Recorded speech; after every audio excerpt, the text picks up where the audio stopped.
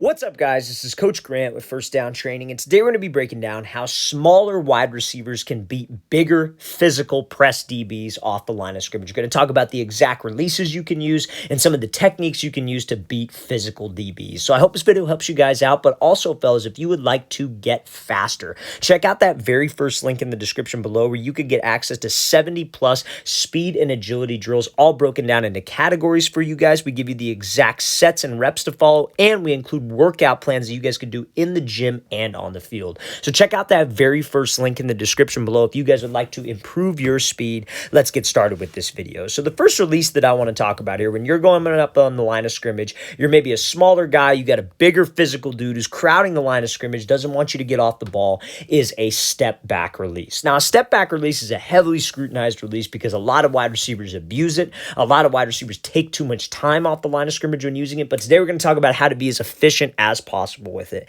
So this isn't the most physical example. We're going to get into some more physical examples here in a second of DBs who really try to lunge at wide receivers, but this wide receiver is trying to touch him off the ball. He's got this forward pad level. He's coming off. He's trying to get hands, and this wide receiver does a simple step back release, creating more space for himself. Now, listen, I think this, you see all the videos on social media of DBs, just choking wide receivers off the line. The ball snapped.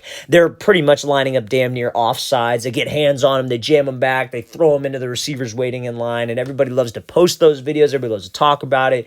Those are not realistic, guys. You rarely see that type of press coverage in an actual game situation, because what do all DBs not think about in one-on-ones? What are they never threatened by? Snap count or a running play, right? Imagine if they did that and they went on two, right? Let's say we were doing one-on-ones and the quarterback gave a little hard count and this DB jumped and lunged us and knocked us off our ass, but he's offsides. So it's 5 yards moving up, and he's never going to do that again. But there's no threat of that in one-on-ones. There's no threat of that in 7-on-7, and there's no threat of the run. Because if this DB tries to choke you and jam you outside, put you out of bounds, what if we run a sweep to the outside and he just takes, and the running back takes it 50 yards, and that DB had no idea it was even a run play? It's not realistic coverage, guys. I want you guys to understand that. Now, however, with that being said, you still don't want to be that guy that panics when they come up to the line and uses that as a crutch. You have to be able to get off a press, especially a physical press, when you're in a setting in front of maybe college coaches, maybe you're trying to impress your high school coaches, and this step back is a great way to do that.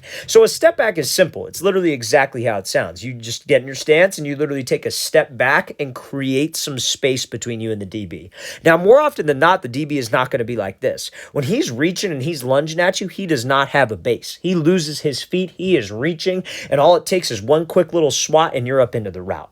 Now, the mistake that wide receivers make with this step back, and this is why people scrutinize it, is they will do this step back release and they will do way too much movement behind the line of scrimmage. Guys, you always have to be attacking vertical. You always have to be getting north-south with your routes. You cannot waste time behind the line of scrimmage. So if you step back, you better get up into the route quick, like how this wide receiver gets up into the route quick. So again, he steps back, he creates some space. Notice how when he steps back, he is still in a decent pad level position. He's not popping his chest up. He didn't jump straight up in the air. He just stepped back, created some space, and now let's operate and get up into this route.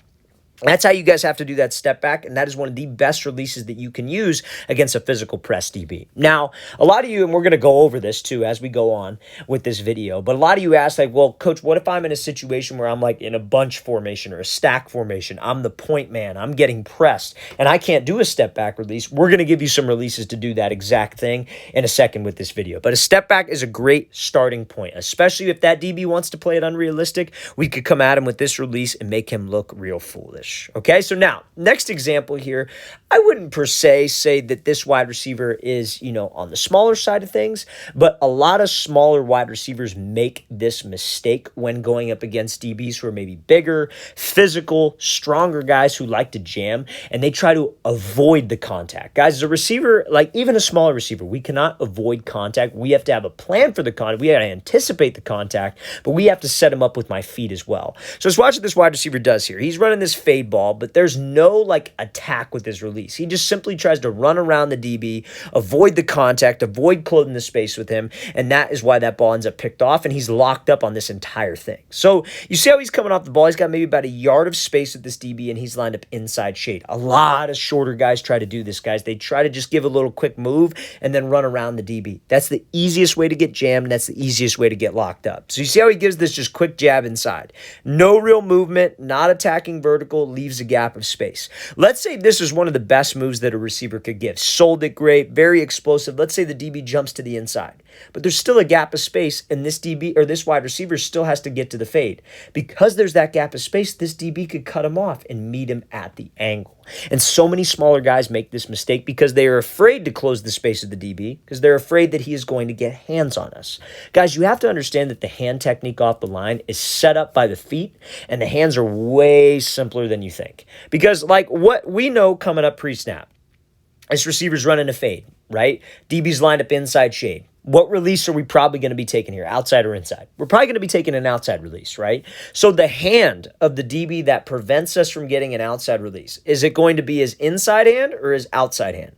His outside hand, right? If he jams us with his right hand, which isn't even necessarily a technique that DBs will teach, like DB coaches will teach. They'll teach a jam with this hand, right? But like let's say he does a two-handed jam, right? And he tries to get hands on me right off the ball. The right hand is the more important hand. So what if he gets hands on me with the left hand? I'm off the press. His whole goal with his jam, or him being physical, is to disrupt timing with the quarterback. But if we don't allow him to disrupt the timing and I get off the ball fast, I'm closing the space, I'm eating up the cushion, then I'm on timing with the QB. I can get separation. But guys are so worried about the hands that they try to avoid even going at the DB. They know they got to close space, but they avoid it. They don't want to get too close because that DB will get hands on us.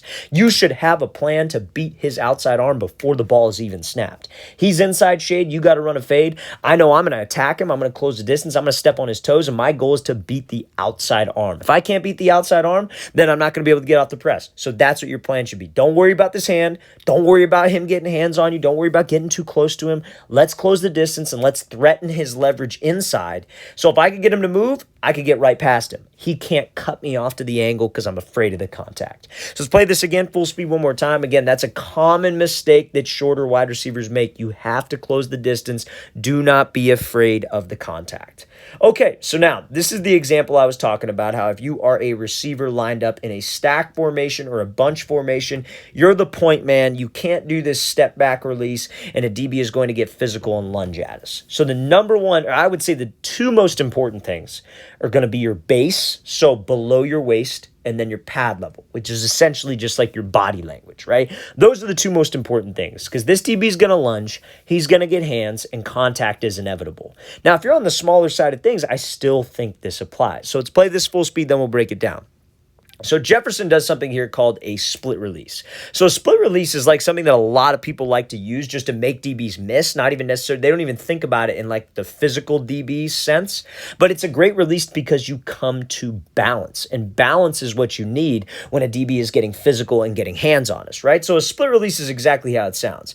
You pretty much split your feet. Your front foot goes out, your back foot comes up, and you just come to this position of balance. Now, when you get to this position of balance, I think of it like you're balancing on like a big like skateboard or surfboard, right? You have a knee bend, your feet are outside of your shoulders, you got your strong position with your base. So if this guy does get hands on us, we're not completely screwed. A lot of people, when they're going up against a physical DB, they freeze up, they tense up, and their feet are like right next to each other. That's the easiest way to get knocked off balance.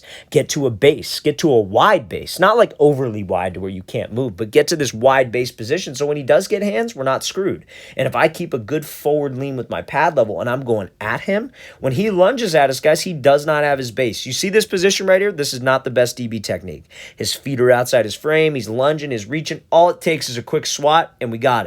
And then we're drawing holding calls. He's going to be thinking, oh, crap, I got beat over the top because he did not keep his feet active. Guys, if they're going to try to jam us like this, all we need a plan, good base, good pad level, and be ready to get up in this route. Do not waste time. So this is a textbook example of that, fellas. This is what I recommend if you are the point man. Could you give, like, does it have to be a split release? No, you could give a quick jab inside. You give a quick jab outside. It's got to be quick, though, if that guy's being physical. We can't hesitate. We can't pop up. Good pad level and a good base. Let's play this again, full speed one more time. Great job by Jefferson getting off that physical press and then being able to get up into this route. All right, fellas, I really want to thank you for watching. I really appreciate it. If you have any questions at all, don't hesitate to leave those in the comment section below. Always appreciate the feedback. It's always great to hear from you guys. And again, fellas, if you would like 70 plus speed and agility drills that you guys can do, all broken down into playlists for you guys, exact sets and reps to follow, check out that very first link in the description below. We'd love to get you on that. I'll see you guys next time.